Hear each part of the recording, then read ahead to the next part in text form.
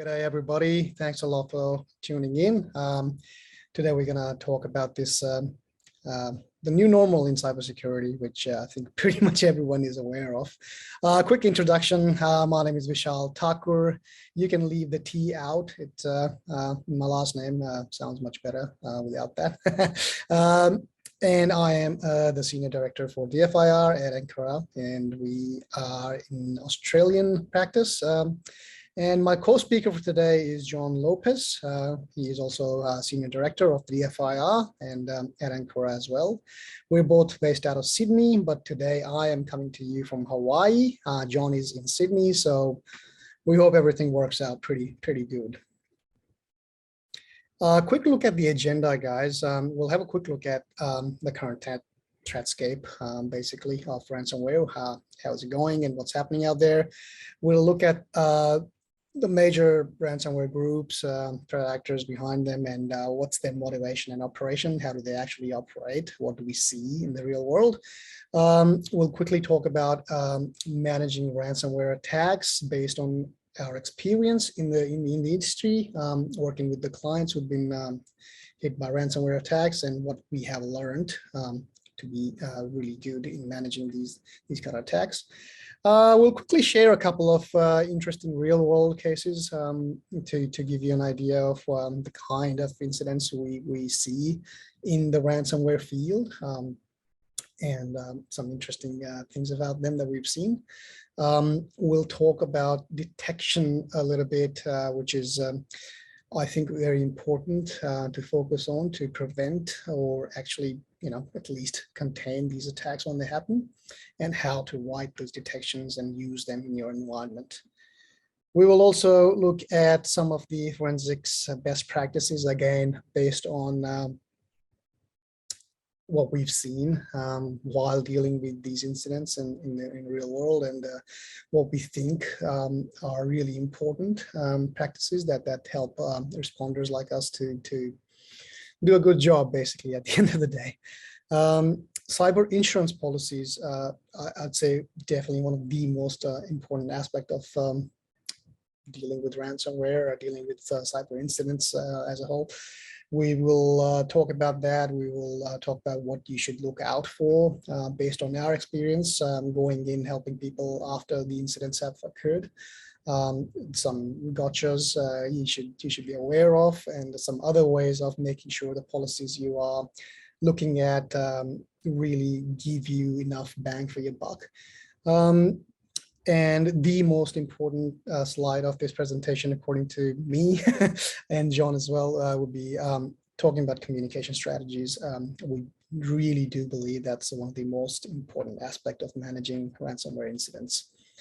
We'll finish off with some further resources and some further reading for you guys to have a look at in your own time after the presentation. And we will take questions and answers, try to give answers after that. Just a couple of quick points. This is only a 30 minutes for the entire presentation, which is not enough to talk about ransomware. We could literally go for hours. So we will cover as much as we can, but please remember we will be around after the talk to answer your questions. And even after this summit, we will share information with you to get in touch with us, and we can keep the conversation going. So please do not hesitate to ask questions. Another important point I should make quickly is this is mostly around how to manage incidents, how you can get prepared for these incidents when they happen, and also we will share some real world experience that we've had. This is not a technical, hardcore technical presentation, but if you do have any technical questions, again, do not hesitate to reach out on Slack, or even after, like I said, we'll share LinkedIn details, emails, and all that stuff. So with that, we'll get started. For this current slide, I'll hand over to John. Hi, folks. As Vishal introduced, my name is John Lopes, and I work alongside Vishal as the Senior Director at Ankara Consulting in the Australian DFIR practice. And it's a pleasure to be part of the DFIR Summit today and share some of our experiences and insights about ransomware with you. It's quite early in the morning in Australia here, so hopefully I am quite coherent. And as you can tell, there's a bit of a noise coming from outside where the birds have decided to go crazy. So apologies about that, and hopefully you can hear me okay. As the title of our talk suggests, ransomware is now a staple of the threat landscape, and it's a bit like COVID, that it's just part of life now that we have to manage. Cyber criminals are exploiting systems, or more usually purchasing access to compromised systems via an access broker in order to conduct their ransomware attacks. And the attack itself is usually quite simple. It involves preventing a victim from accessing their critical business data and then demanding a ransom payment to release the access. And the effectiveness of these attacks are alarming, with attackers able to identify the data, take steps to ensure access by destroying the backup data where possible, and then post the demand in a matter of hours or days. And you'll see in some of our examples, some examples of that later in the talk. And then realizing that they could increase their return on investment, this simple attack model basically trended to a dual attack of data theft, with the attackers demanding a further ransom payment in order to prevent the threat of the data being released publicly. Whether or not they followed through with that threat is hit and miss in a lot of cases. And all business types, unfortunately, are potential targets. But according to many industry reports, the most impacted sectors appear to be healthcare, education, research, and government. And despite some disruption activity by the government and law enforcement on key operators, the problem is still not going away. CrowdStrike's 2022 Global Threat Report attributed an 82% increase in ransomware incidents in 2021 from the previous year. And to give you some scale of the problem, in that same year, the US Treasury is reported to have tracked up to $5 billion in transactions linked to ransomware payments from players such as Revil, Alpha, Conti, and Phobos. Back over to you, Vishal. Thanks, Sean. So quickly looking at what motivates these guys. I mean, money obviously is the main motivation for all these attacks. We see pretty much, most of these cases end up in here, give us money or else, we'll destroy your data. We have over the last few years seen disruption being a motivation as well, where basically they just want to bring, companies down or research facilities down, and basically, there's that's the actual goal of the attack. And at some point, we've also seen, maybe not reported that much, but we've definitely seen testing or experimentation. Basically, someone's writing new ransomware code and they just want to test it and see how it goes. And if they've got a pipeline of people who can distribute it and test it, we've definitely seen that as well. Operation is, as most of you would be aware, mostly it's just ransomware as a service nowadays. It used to be different, but we have seen a trend of people moving towards that because it's much easier. Anyone can literally just hire this service and just run it, run a campaign, or distribute it in whatever way they feel like or whatever they can, and go from there.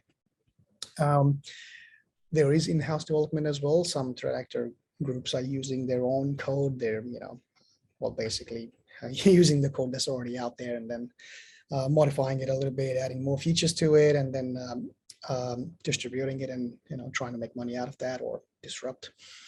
And we still see, if you go on looking for it, you can still buy finished products and then use your other channels to distribute it.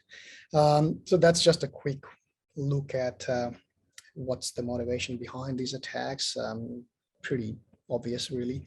And some of the operation modules that these guys are using to cause disruption and basically just bring companies down whenever they can.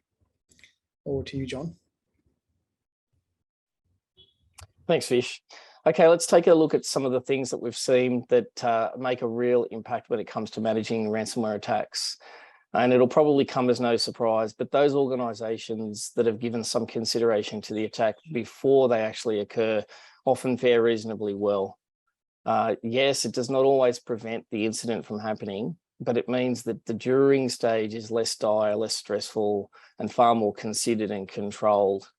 The clear standout is ensuring that a well-designed backup system is in place and, most importantly, tested. We've had cases at Encura where the IT team thought that the offsite data backups were in place, and then only to realise that the backup job had been failing for the last 12 months during the incident. And that's not really a good look for them. And it's a real game changer as far as the incident recovery goes. More mature organisations might have a documented incident response plan or a documented disaster recovery plan, which they can consult. But it's important, even if that's in place, to ensure that these are up to date. And of course, a regular rehearsal of the plan, usually from the form of a staged or a tabletop style incident, means that senior business stakeholders, incident responders, and the IT team can prepare themselves for this type of questions that they need to ask and the decisions that they may need to take during the incident and the ransomware through the scenario. There's just so many good tabletop in a box type resources available, and we'll link a couple at the end in the slides. And many of them are free, and they help guide this type of scenario discussion. And the preparedness will really greatly assist with key activities required during the incident. Activities like coordinating with the multiple stakeholders, including the IT team, the legal team, the business operation teams, and third parties like the insurance providers and outside legal counsel and other regulatory bodies, and even the need to formulate communications to those bodies and decide when to send the communications and if to send the communications. From a DFIR perspective, the number one issue we see is the lost opportunity to capture forensic evidence.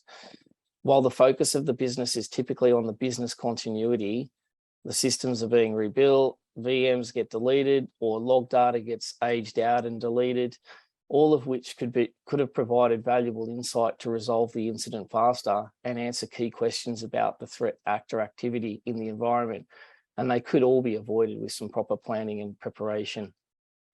Once the incident is completed, it's important to consolidate the learnings from the experience and feed that back into the prepared stage so that next time things go much smoother, or they don't go at all and they get prevented, the attack gets prevented.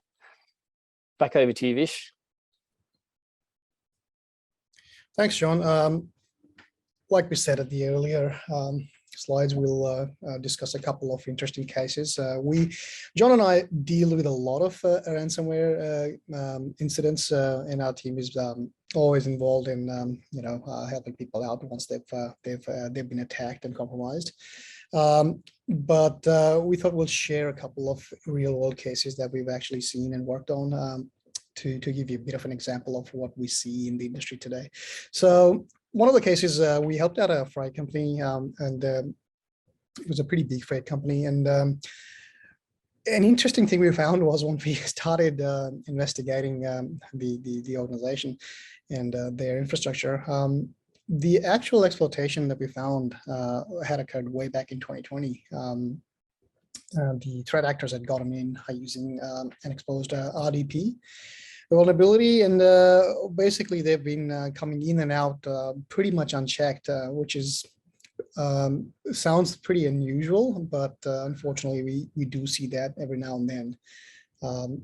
So this was really interesting to see that they've been coming in and out as needed, as they wanted for more than a year by the time we got involved. Obviously, the network was left exposed for a long time. They were, like I said, coming in and out as they wanted. Another interesting thing we saw, and this is probably something we don't see that much, they were using a pretty well-known application called Megasync, which is usually designed to basically back up your data, or have your data transferred over to a different location. And it's really efficient in doing that. It's been designed and developed to do that particular purpose. And they had gotten in, they installed it on the organization's network, and basically just exfiltrated data using Megasync. And that went on for quite a bit as well. Once all of that had been done, in the end, around maybe a year and a half after initial access, they used ransomware to basically just encrypt all the servers and ask for money in this case. We are not sure, and it's pretty hard to really ascertain for sure that it was the same threat actors that encrypted the servers in the end, or did they just sell the access to some other group, or shared information with each other or whatever. But that's how it all ended in the end, and it was an interesting case, and the report was pretty big, as you can imagine. I'll hand over to John for the next example. Thanks, Vish. In this next case, the Ankura DFIR team responded to a ransomware incident about last year, which impacted an Australian-based national law firm with several offices in the country. The time frame from the initial compromise to the ransomware actually encrypting the files was approximately 4 hours. So it's a very quick turnaround from the operator to actually kick off the ransom. The initial access to the environment was obtained via exploitation of the Exchange proxy logon vulnerability. And this was reasonably soon after the patch was released. And unfortunately for the client, the IT team thought that the patch had actually been successfully applied. And we actually saw this with multiple clients in that instance where they failed to properly verify that the patch had been applied, and they thought that they were protected. Once inside the environment, the threat actor leveraged some tools such as Process Hacker to bypass AV, an advanced port scanner to do internal recon on the environment, and then access to network shares and internal remote desktop protocol to move laterally amongst the systems. And the ransomware in this case actually deleted volume shadow copies and system restore points and security event logs in order to really make that recovery process far more difficult and less feasible for the client. And we also saw that they used scheduled tasks to trigger the execution of the ransomware across the environment. From a forensics perspective, the key thing that facilitated the investigation was that luckily the IT team detected the incident quite early on in that 4-hour window, as they were in the process of investigating a failure with the backup system at the time. And they managed to take some snapshots of the virtual servers prior to the systems being encrypted, and that allowed us some evidence to do some analysis and actually find out a lot about what happened in that incident. Since there was some concern around the backup system integrity, the client engaged a negotiations team with the threat actor, who during the process actually lowered the payment demand multiple times and significantly during the incident, as if they were losing confidence that the victim was actually planning to make the payment. So that was quite an interesting anecdote on that one. Back over to you, Vish. Thanks, John. And just quickly on this slide, the reason we're sharing these real world examples, just a couple in this case, because we don't have a lot of time, but is just to give you an idea of what actually happens, because a lot of people have, obviously everyone's heard about ransomware, but fortunately there's not everyone has to go through the entire process, right? And not everyone has to go through these interesting scenarios where, there's negotiations happening with the threat actors and ransom demands are being changed, and stuff like NegaSync being used for exfiltrating data. The takeaway from this all really is to tie it back to the title of the talk, which is living with ransomware, and just to get some bit of a lessons learned sort of a thing where you can see all of these things. For example, is checking regularly when you're applying patches and new vulnerabilities come out and you think you fixed it, but if you fail to check or double check on that, it might still be a problem. So these are sort of lessons learned that we haven't really had to do much in the past, but now with the whole ransomware game exploding to new heights now, it's become a bit of a necessity to keep checking what's happening there. For example, new tools being introduced into your environment, there has to be some sort of detection for all of these things, just so that we can make sure that we're covering all angles. So that's sort of a bit more context why we're sharing all these things. Detections are probably one of the most important things if you want to prevent or at least contain ransomware attacks, or any attacks really for that matter, as soon as possible. I'll quickly go into how you can write detections or get detections in your environment. Some bigger organizations can have their in-house detection teams, which we do understand is not for everyone. But if you can afford to have a team in doing that, that would help a lot. For others, you can subscribe to threat intel feeds, which release new detections fairly regularly. Another way of doing this is also just keeping a lookout for research publications, and there's a lot of analysts who are analyzing these things and then publishing papers on that. You can grab stuff like the commands being run, for example, base detections on that, and if you have some sort of a capability, some sort of in-house EDR system, or even commercial ones, you can manually put these detections in as soon as you get them, and basically the moment these detections are fired, triggers, basically you can go in and take steps. You can kill these processes or take these machines offline so that they don't keep spreading throughout your organization, or basically the moment you've detected it, it's anyone's game at that point. You can do a lot as far as containment goes.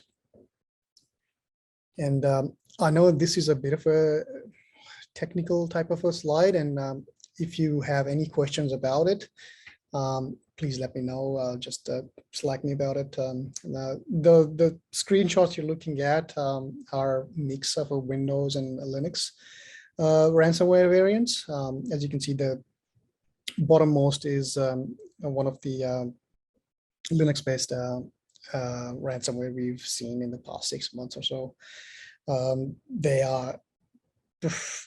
basically are going after VMware ESX servers. They're running a lot of commands trying to kill the VMs running on those ESX servers before they encrypt, stuff like that. It's pretty easy to base detections on these things once you've got this information. Over to you, John. We've touched on a couple of these already, but from a forensics best practice perspective, when it comes to ransomware incidents, there's a couple of common ones that regularly stand out on the cases that we've been involved in. Pretty much all of these are themed around the timely capture and preservation of digital evidence and telemetry. And there's nothing more challenging than working on a case where little or no usable evidence exists because the client IT has deleted the impacted systems, or logs have aged out because they weren't copied. Many systems run as virtual machines, and it's quick and effective to take a system snapshot either during or prior to the ransomware being executed.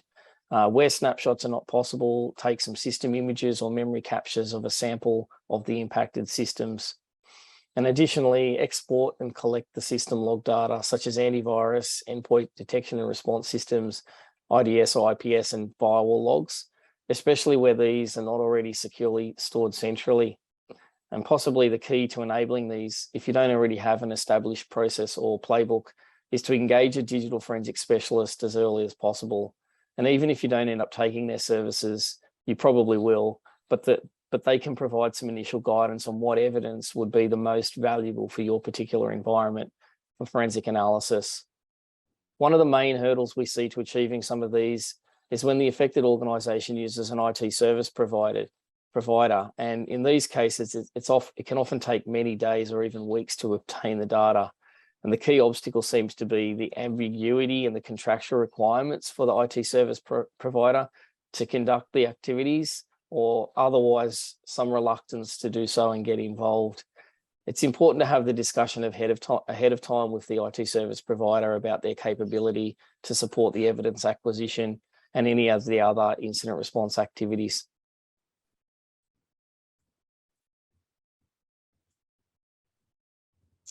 Okay, moving on to cyber insurance policies. Nowadays, cyber insurance policies is an important, almost essential part of managing the ransomware risk. And for victims that have a cyber insurance policy, the insurance provider or the insurance broker is often the first port of call for assistance when they experience an incident. In Australia, in the last few years, we've really seen this as a growth industry, as the insurance industry itself has adapted to the growing demand for services. And it's common now that they provide a central point to the client for the facilitation of the incident response management, engaging specialist services such as legal counsel, digital forensic experts, ransomware negotiators, and of course, advice on the claims management process itself. Possibly the most important gotcha when it comes to cyber insurance is the coverage, not just in terms of the business disruption value or the excess amount to make the claim, but the specific items that are being covered. For example, many policies do not provide coverage for temporary or replacement hardware and any security uplift outside directly managing the threat actor as part of the incident. And this can be a bit of a grey area. There's a TV advertisement in Australia where a cavoodle runs around the house holding a lightsaber, basically destroying the place. And at the end, the owner asks, are we covered for that? Cyber insurances can be a bit like that. In terms of digital forensics, this is often a critical component of the claims process in order to provide validation of the incident type and answer questions like, what was the initial compromise vector? Has it been fixed? What was the scope of the compromise? And did the threat actor access or exfiltrate any data of regulatory significance? The rising cost of cyber insurance presents a new challenge. As the number of and size of the ransomware claims has grown, insurers have responded by passing on the cost in the form of increased premiums. It's not necessarily the case now that organisations can afford to mitigate the ransomware risk primarily with cyber insurance, and it needs to be complemented with the investment in increasing the security posture of their IT systems. Another challenge is for organisations that are required to provide certain coverage levels due to their contractual requirements with their clients, especially government contractors. These organisations may now need multiple policies to meet those required coverage levels. For example, in Australia, sometimes you need insurance coverage of up to $20 million, and that can be hard to cover with a single policy. On a positive note, some insurance providers are now pushing proactive measures, asking more questions about the existence of baseline controls, such as multi-factor authentication, data backup regimes, and even security awareness programs. Back to you, Vish. Thanks, Sean. Yeah, this is one of the most important aspects of managing these incidents, to make sure you've got the right insurance policies in place and the coverage is, just the right type of coverage for your organization. It's very important. And again, feel free to ping us if you've got some specific questions so we can try to help you, the experience we've got in working in the industry and with clients, and taking from there. Communication strategies. So having worked in really big organizations and financial sector and software and all that, and also having experience working with clients, this is probably, I would say, one of the most important aspects of managing any incident really, but more so the ransomware incidents, because obviously we know with ransomware there's a certain level of drama involved, so it's really important it's managed in the right way. Obviously with any incident, not just ransomware, but definitely with ransomware, there's many different stakeholders involved. There's regulatory notifications and inquiries that we need to take care of. Media is a really big part of it, and customers obviously the most important part of it, and then internal staff as well, more so from managing who is communicating and how, and having policies in place based completely on the way to communicate with all of these stakeholders when the incident actually does occur. It's really important we do have a single point of contact. For bigger organization, that could be an entire team. For smaller, it could be just one single person. It's very important because we need to make sure the information that's going out is consistent with the communication strategy we've already built and the policies we've got internally worked on and ready to go. We do not want people to, specifically people who should not be talking to outside parties, communicating at all. Again, really important that the information that is being released regarding the ransomware attack is consistent. It's very timely, and we want to make sure that there's no one asking questions that are pretty basic, like what's happening with my data, what's happening with the backups, and where is my basically where's my data, stuff like that. And also really important, one of the last ones I think on these slides is need to know basis. Really, I mean, when you are under attack, you need to really quickly analyze the situation and come up with a strategy that allows you to pass on information to people who need to know about it. Basically, not everyone should know about everything that's going on in the background as well. It just creates more confusion and uncertainty than you require while you're running an incident. So yeah, definitely communication is one of the most important aspects of it. And again, reach out to us. I think we're almost at time. Reach out to us if you have any specific questions about it. But this is definitely one of the most important things that we've seen while running these incidents. With that, we are at the end of this presentation. We have some resources and further reading there. You can quickly check them out. They will help you for different things. And we're open to Q&A.